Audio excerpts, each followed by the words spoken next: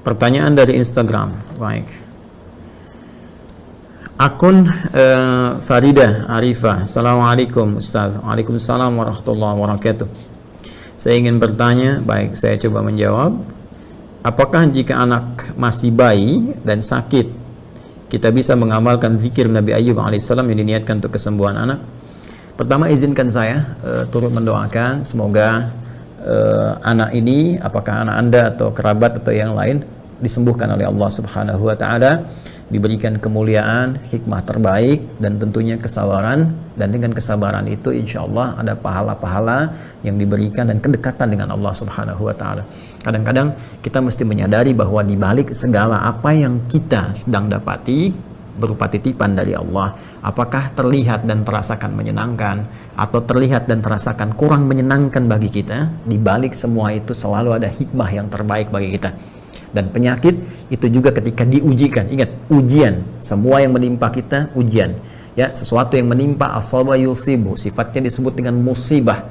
Jadi semua yang kita alami ini musibah, baik yang terasa menyenangkan, ya, misalnya mendapatkan promosi jabatan, bertambah harta kekayaan, misalnya diangkat dengan status pendidikan yang tinggi, ini musibah karena di dalamnya ada ujian, dan itu akan dihisab. Harta akan dihisab, kedudukan akan dihisab, pengetahuan akan dihisab. Jadi nggak ada bedanya, ya, dengan apa yang kita dapatkan dari hal yang mungkin kita rasakan kurang menyenangkan, seperti diantaranya penyakit misalnya, ya, itu pun ujian.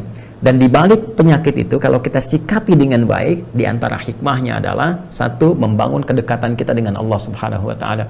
Bukankah saat ada yang sakit, apakah kita atau bahkan kerabat terdekat kita, anak atau pasangan hidup kita, bukankah kita sering banyak berdoa kepada Allah, ibadah ditingkatkan, kan? Sering memanggil nama Allah, ya Allah, tahajud bertambah, kemudian setelah itu sunnah-sunnahnya puasa, Masya Allah, yang belum tentu dikerjakan dalam keadaan sehat. Mungkin ada hikmah Allah melalui si bayi kecil ini supaya pahala orang tuanya ditambah. Masya Allah, nih anak belum balik, ya kan? Belum tumbuh, belum ada hisab untuknya, tapi dia bisa memberikan dengan izin Allah Subhanahu wa taala satu isyarat kekuatan pada orang tuanya untuk menambah pahala-pahala dan mendekatkan diri kepada Allah Subhanahu wa taala. Yang kedua, bisa meningkat rasa sayang, ya, rasa sayang dan silaturahim.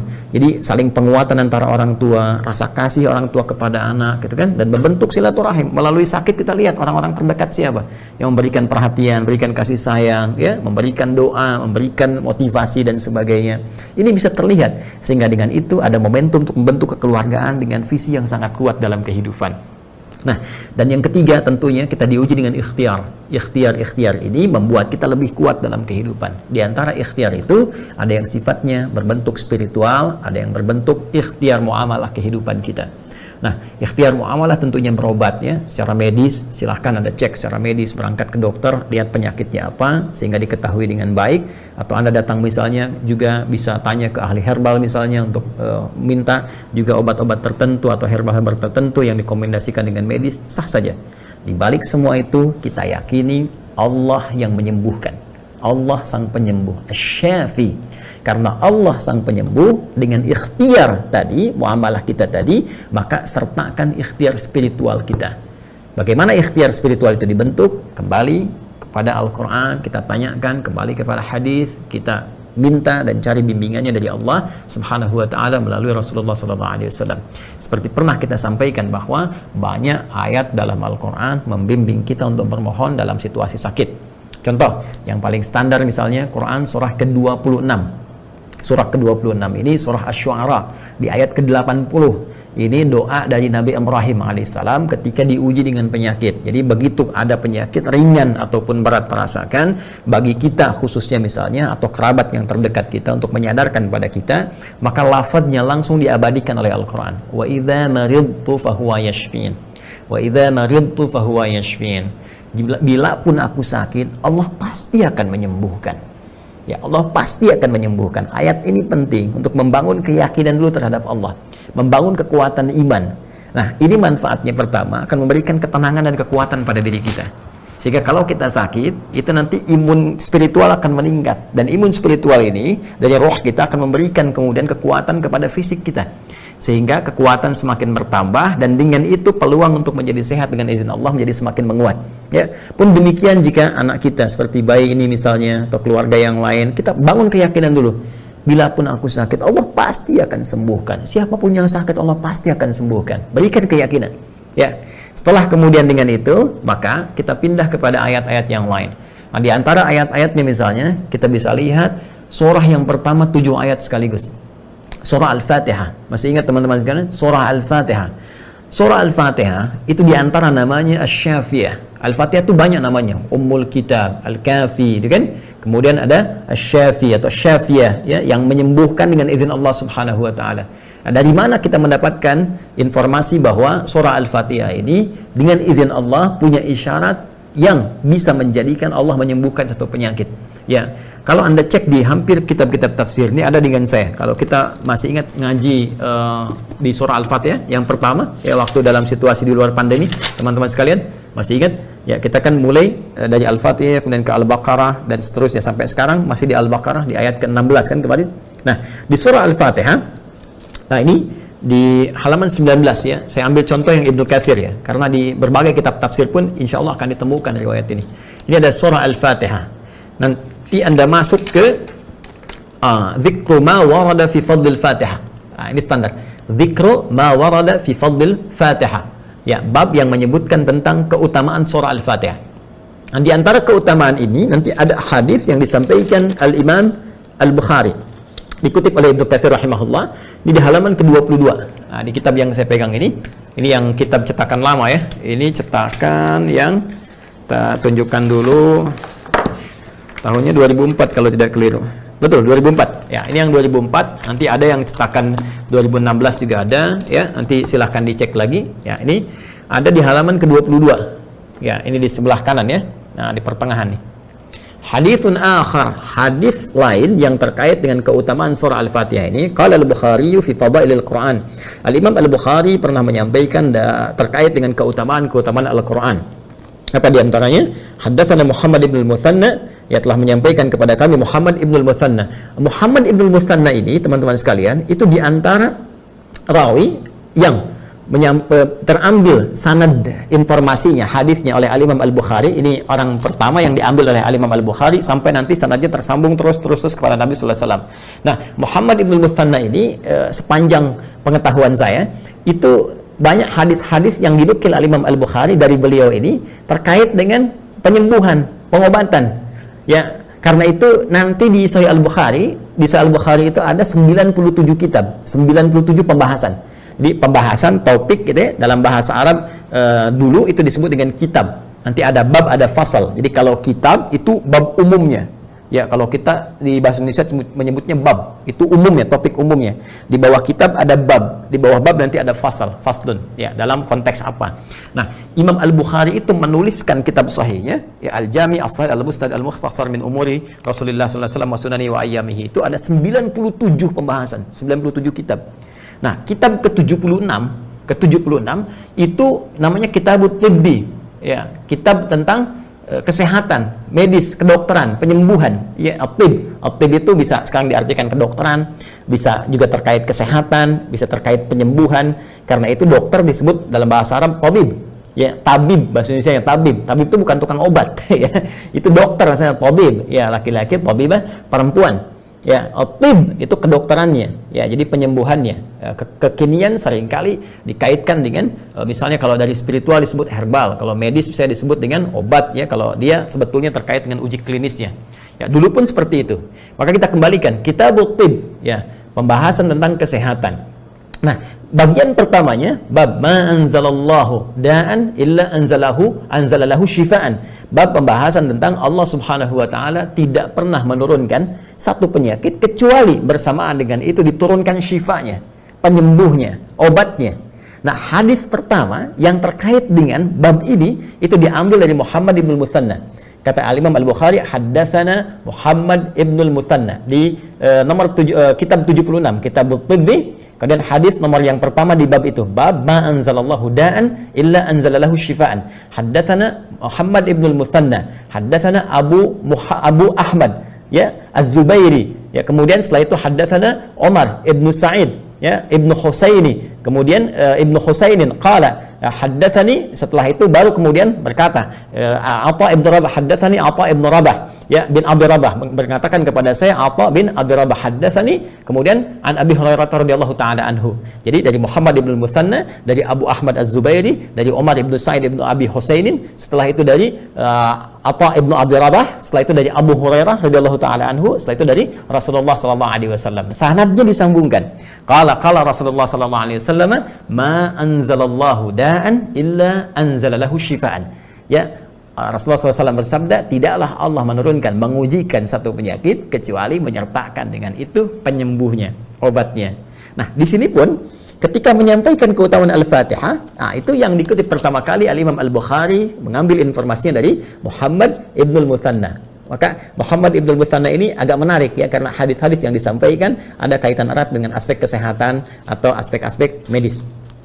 Haddatsana Wahab, haddatsana Hisham, haddatsana Muhammad ibn Sa'id an Abi Sa'id al-Khudri qala, hadis ini tersambung kepada Nabi sallallahu alaihi wasallam dari sahabat mulia Abu Sa'id al-Khudri radhiyallahu taala anhu, kunna fi masirin lana fanazalna faja'at jariyatun faqalat, ya, kami sedang di perjalanan, ya, sedang berkelompok dengan para sahabat di perjalanan. Ini kisahnya sangat masyhur sekali, sangat populer. Sahabat-sahabat Nabi kadang-kadang berjalan melakukan, misalnya ada ekspedisi, kadang berdagang, kadang berniaga, ya, kadang jalan gitu. Beberapa sahabat, kemudian datanglah seorang dari kalangan pembantu dari satu suku, ya. Faqalat, maka dia berkata, ya, inna sayyidal hayyi salimun, ya, sungguh kepala suku di tempat kami itu sedang salimun, sakit. Ini menggunakan tafaul bentuknya, salim, ya, maksudnya marid ini, ya, dia sedang sakit, tapi disebutkan bentuk sehat sebagai tafaul, harapan bisa sembuh, ya. Konon ini ladhig, konon dia disengat, ya, oleh kalajengking pada saat itu. Wa inna nafaran ghiba fahal minkum raq, ya, dan sungguh, ya, ini di tempat kami gak ada yang bisa menyembuhkan, ya, ini sudah parah kena racunnya, apakah di antara anda bisa yang melakukan ruqyah? Ya, ruqyah dalam hal ini bukan kemasukan jin, ya. Karena ruqyah itu asalnya asalnya mengangkat sesuatu, ya, dari satu tempat sehingga diangkat terpisah dari sumber aslinya. Jadi ada sesuatu benda asing masuk ke satu tempat, kita ingin angkat itu keluar. Nah, itu disebut ruqyah, raqin itu orangnya, ya. Jadi kita keluarkan sehingga tidak ada di tempatnya. Ya, seperti misalnya, ya, ada racun masuk ke tubuh kita, itu bukan asal dari tubuh kita, kita keluarkan. Nah, itu ruqyah. Maka diambil maknanya, kemudian ada orang kemasukan jin, di ruqyah, dikeluarkan misalnya, ya, supaya keluar jinnya yang tidak bersumber dari tubuhnya, atau hal-hal yang kotor, yang tidak baik, yang memengaruhi keadaan dirinya. Nanti kita bahas terpisah itu, ya. Nah, sekarang terkait dengan racun tadi, faqama ma'aha rajulun, ya, maka dia bangkit satu di antara kami, ya, faqama ma'aha rajulun, maka ikut, ya, satu di antara kami ikut dengan dia, ya, kemudian dia melakukan ruqyah, ya, biruqyatin, dan melakukan ruqyah, faraqahu fabara'a, ya, maka dengan izin Allah ketika di ruqyah itu sembuhlah, ya. Masya Allah. Jadi satu di antara kalangan sahabat tadi, ketika ditanya dia berdiri, ya, kemudian dia ikut dengan perempuan yang budak tadi, yang asisten rumah tangga tadi, yang perempuan dari suku tadi. Kemudian ketika diikuti, disampaikan kepada kepala sukunya, faraqahu, maka dia diruqyah, ya, orang itu meruqyahnya, fabara'a, maka ia sembuh dengan izin Allah Subhanahu wa taala. Fa'amara lahu bi 30 syatan, ya, wa saqana labanan. Maka Masya Allah, dijamuklah kelompok sahabat itu, termasuk orang tadi yang meruqyah, diberikan kemudian 30 ekor kambing sebagai hadiah. Kemudian diberikan juga minuman susu. Falamma raja'a qulna, maka ketika ia pulang balik lagi, ya, jadi diberikan hadiah si orang yang meruqyah tadi, 30 kambing, dikasih minuman susu, terus kembali ke rombongan sahabat tadi. Ketika kembali, Masya Allah, ini bawa kambing banyak, kambing 30 gitu kan, dan sebagainya.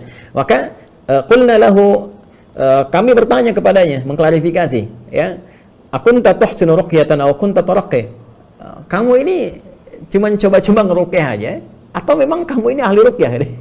Jadi ketika dia balik bawa kambing banyak kan, dan berhasil sembuh dengan izin Allah ketua suku tadi, kemudian beberapa sahabat mengkonfirmasi, kamu ini memang ahli ruqyah atau memang coba-coba ruqyah saja gitu kan, coba cari peruntungan. Qala, maka ia menjawab, la ma raqaitu illa bi ummil kitab. La, ya, dia berkata, tidak, aku sebetulnya nggak pandai-pandai lah tentang ruqyah ini, kecuali aku cuma bacakan saja Al-Fatihah, Ummul Kitab. Ya, illa ma raqaitu illa bi ummil kitab. Qulna la tuhadditsu syai'an hatta na'ti wa nas'alu Rasulullah sallallahu alaihi wasallam. Ya, maka kami sepakat sudah, kita jangan bahas dulu, jangan diskusi dulu tentang ini. Kita nanti bicarakan saja ketika bertemu dengan Rasulullah sallallahu alaihi wasallam. Kemudian falamma qadimnal Madinata, ketika kami sampai ke Madinah, dzakarnahu lin Nabi sallallahu alaihi wasallam, kami sebutkan kisah ini kepada Nabi sallallahu alaihi wasallam. Faqala, maka beliau kemudian berkata, bersabda merespon, wa ma kana yudrihi annaha ruqyatun, ya, aqsimu wadribu li bisahmin. Masyaallah. Kata Nabi, tahu dari mana dia kalau Al-Fatihah itu bisa digunakan sebagai ruqyah, menyembuhkan dengan izin Allah Subhanahu wa taala. Ayo tahadduts bi nikmat, syukuri. Ya, syukuri ini pemberian dari Allah melalui orang tadi. Ayo, silahkan ya, nikmati ini semua dan saya pun ingin cicipi bagiannya sama-sama. Jadi ini respon Nabi untuk membenarkan apa yang disampaikan tadi, bahwa surah Al-Fatihah itu bisa kita niatkan kepada Allah sebagai wasilah untuk mendapatkan kesembuhan. Nah, sejak peristiwa ini Al-Fatihah juga dinamai sebagai Asy-Syafiyah, yaitu satu surah yang dengan izin Allah bisa menyembuhkan. Nah, hanya pertanyaannya bagaimana? Banyak orang sekarang baca Al-Fatihah gitu kan, tapi nggak sembuh-sembuh. Ada yang 2 kali, 3 kali, 100 kali, 1000 kali. Sedangkan sahabat ini baca sekali sembuh gitu kan. Nah, ini cara bacanya. Maka bagaimana cara baca ayat Al-Quran sehingga ayat ini bisa memberikan dengan izin Allah satu manfaat kepada jiwa dan obat dari penyakit. Ya, itu rahasianya ada di Al-Quran surah ke-17 ayat 82. Ya, saya ulangi, Quran surah ke-17 Al-Isra ayat 82. Perhatikan kalimatnya. Wa nunazzilu minal Qur'ani ma huwa syifaa'un wa rahmatul lil mu'minin. Wa nunazzilu minal Qur'ani ma huwa syifaa'un wa rahmatul lil mu'minin. Dan kami turunkan dari ayat-ayat Al-Quran itu firman-firman Allah Subhanahu wa taala, ada yang kami izinkan, kata Allah, menjadi syifa, penyembuh. Ya, dari penyakit-penyakit yang sulit ditemukan obatnya, atau penyakit-penyakit hati yang menggerogoti. Jadi syifa itu obat bagi 2 jenis penyakit. Satu penyakit hati, ya, iri hati, dendam, dengki, ya, riya, sum'ah, itu nggak ada di klinik, nggak ada di rumah sakit obatnya. Itu harus kembali kepada Allah. Ya, karena Allah yang menguasai hati kita, jiwa kita. Yang kedua, penyakit fisik yang secara medis tidak ditemukan obatnya atau belum ditemukan, sulit. Ya, sampai angkat tangan, susah nemukannya dan sebagainya. Maka kalau sudah sedemikian rupa, itu tanda dari Allah supaya kita diminta kembali kepada Allah untuk bermohon, untuk meminta. Disinilah titik, ya, kita disadarkan kembali bahwa semua pengetahuan kembali kepada Allah, semua jawaban kembali kepada Allah. Kalau sampai titik ini belum yakin dan belum mau kembali juga kepada Allah, maka dengan cara apa lagi harus diingatkan? Nah, maka dari sini disampaikan oleh Allah dengan kalimat syifa, syifa'un wa rahmatul lil mu'minin. Ada yang bentuknya rahmat. Rahmat bisa pemberian, bisa rezeki, bisa keturunan, bisa ampunan dari dosa, kan? Dan kasih sayang yang sifatnya luas. Untuk siapa itu bisa menjadi syifa dan rahmat? Lil mu'minin. Awas, redaksinya tidak mengatakan lil muslimin, bagi semua orang-orang Islam. Awas, tapi lil mu'minin, bagi orang-orang yang beriman, yang yakin tanpa ragu. Ya, orang yang mukmin sudah pasti muslim, tapi tidak semua yang muslim itu mukmin. Ingat, mukmin, ya, asalnya dari kata amana yu'minu imanan. Ya, orang yang memiliki keyakinan kuat tanpa ragu terhadap Allah. Yakin kuat tanpa ragu. Yuk kita bedah sebentar. Nah, ini cukup menarik ya, teman-teman sekalian. Coba kita hapus dulu yang ini. Nah, jadi saya mau sampaikan satu hal yang sangat penting, bahwa kita ambil beberapa istilah-istilah. Ya, ada terminologi, misalnya ini muslim. Ya, ini orang Islam. Ini umum nih, muslim. Ya, yang taat, yang soleh, yang biasa-biasa, yang juga ya menyimpang, yang macam-macam. Dia mengaku muslim, sepanjang ngaku muslim dan lisannya bersyahadat, ya dia disebut muslim. Ya. Nanti level ini naik menjadi mukmin. Mukmin. Ya. Nanti dari mukmin naik menjadi taqi, bentuk tunggal, singular dari muttaqun. Muttaqun. Ini jamaknya. Ya, tunggalnya taqi. Nanti di sini ada mukhlis. Ya, mukhlis. Kemudian puncaknya ada muhsin. Muhsin itu udah paling tinggi. Muhsin paling tinggi. Ya. Nah, sekarang lihat baik-baik teman-teman sekalian. Fokus ya. Jadi kita batasi di 3 ini saja. Biasanya ini yang standar gitu. Muslim ini masih umum. Siapa yang bersyahadat bahkan mengaku dirinya Islam, maka dia Muslim. Mengaku dirinya beragama Islam, dia Muslim.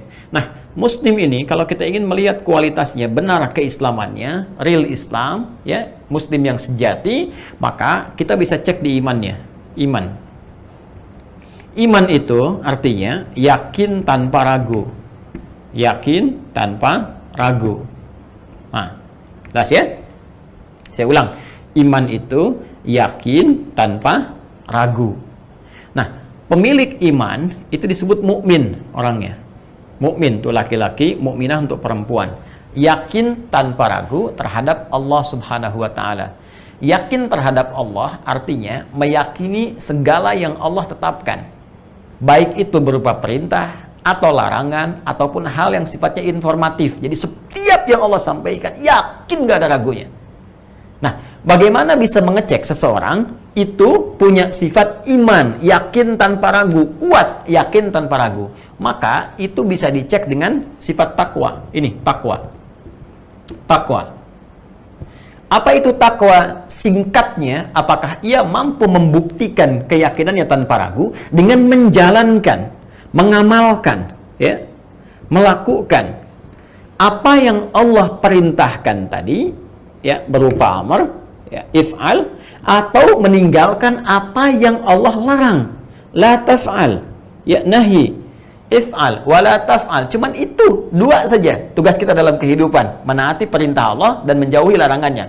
If'al, wala taf'al, do it, leave it, ya, kerjakan, kemudian tinggalkan. Ada perintah, ada larangan. Jadi ketika seseorang mengatakan saya punya iman, dan semakin tinggi imannya, semakin kuat imannya, maka itu bisa diuji dengan melihat bagaimana sifat takwanya dengan mengamalkan bukti iman tadi melalui perintah yang dikerjakan atau larangan yang ditinggalkan. Ini disebut dengan takwa. Orangnya tunggal disebut dengan taqi, ya, jamaknya disebut dengan muttaqun atau muttaqin bentuk nasabnya. Karena itu ketika Allah menyebutkan kalimat muttaqin, imannya ini pasti ikut. Pasti ikut, dan amal soleh pasti disebutkan. Ya, silakan Anda cek misalnya kalimat muttaqin pertama di Al-Baqarah, ya, ayat kedua. Ya, di Al-Quran ini kalimat takwa pertama, pemiliknya disebut muttaqun atau muttaqin. Dzalikal kitabu la raiba fi hudal lil muttaqin. Siapa muttaqin ini? Pemilik takwa ini. Lihat ayat 3-nya. Alladzina yu'minun, iman. Alladzina yu'minuna, mukmin orangnya, ya, amana yu'minu, amana pemilik iman, bentuk infinitifnya, yu'minu bentuk progresifnya, yang terus ditambah, dikuatkan, yu'minu, jamaknya yu'minuna, ya. Alladzina yu'minuna, orang-orang takwa, pemilik sifat takwa, pengamal itu adalah pertama dia punya iman, kekuatan, keyakinan kepada Allah tanpa ragu, yang dengan itu semua dia buktikan lewat amalan. Apa amalnya? Wa yuqimunas salat, wa mimma razaqnahum yunfiqun, infak, dan seterusnya. Karena itu, jika Anda ingin doa-doanya cepat dikabulkan oleh Allah, baca satu surah, baca satu ayat, manfaat surah itu, manfaat ayat itu kita dapatkan cepat, maka itu akan terkait berkelindan dengan tingkat ketakwaan kita di hadapan Allah Subhanahu wa taala. Takwa. Karena itu, ada statement langsung disampaikan oleh Allah dalam firman-Nya, Quran surah ke-5 Al-Maidah. Ya, di ayat yang ke-35 paling kanan sebelah bawah di mushaf standar, ya. Allah berfirman, ya ayyuhalladzina amanu, hei seluruh orang-orang yang telah memiliki iman, ini yang telah mengaku beriman kepada Allah, ya, ittaqullah, tingkatkan selalu takwamu kepada Allah. Ya ayyuhalladzina amanu taqullah, hei orang-orang yang telah memiliki iman, hei para pemilik iman, tingkatkan selalu takwamu kepada Allah. Tambah salatmu, tingkatkan sunnahnya, tambah bacaan Qur'anmu, tambah sedekahmu, tambah sifat baikmu, wabtaghu ilaihil wasilah, dan dengan peningkatan takwa ini cari wasilah untuk memohon kepada Allah terkait dengan pengabulan dari doa yang engkau harapkan, dari keinginan yang ingin kau raih. Dalam konteks tadi ada yang sakit, engkau ingin memohon kepada Allah supaya bacaan-bacaan itu menjadi manfaat, doa-doa cepat dikabulkan, ayat-ayat diijabah. Bagaimana caranya? Sebelum Anda meminta itu, tingkatkan dulu takwa kepada Allah. Tobat dulu ketika berbuat maksiat, tobat sehingga ini ditinggalkan. Dalam hal yang bersamaan, bangun salat malam, ya. Kemudian tunaikan puasa sunnah, mohon kepada Allah, minta dengan baik. Apa yang terjadi? Wabtaghu ilaihil wasilah, minta dengan wasilah itu, maka setelah itu lihat kemudian perubahan yang terjadi dari Allah Subhanahu wa taala. Ya, minimal hati kita akan diberikan ketenangan, kekuatan, kesabaran. Setelah itu ada sesuatu yang besar yang akan terjadi dalam kehidupan, termasuk dengan izin Allah pengaruh terhadap bayi tadi.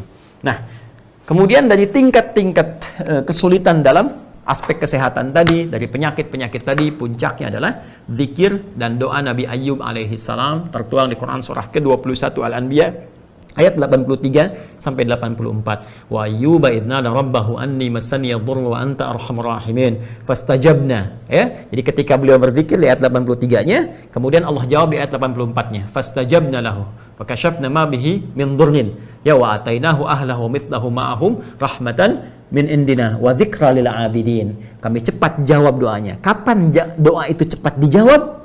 Ya, rahasianya di ujung ayatnya. Ayat ke-84 lihat di ujungnya. Wa dzikra lil abidin, dan ini menjadi pengingat bagi hamba-hamba Allah yang abid. Apa itu abid? Nah, sifat menunjuk pada kuatnya ibadah. Ya, dari kata abada ya'budu, orang disebut abid, ya, ibadah tingkatkan dan zikir tadi pakai.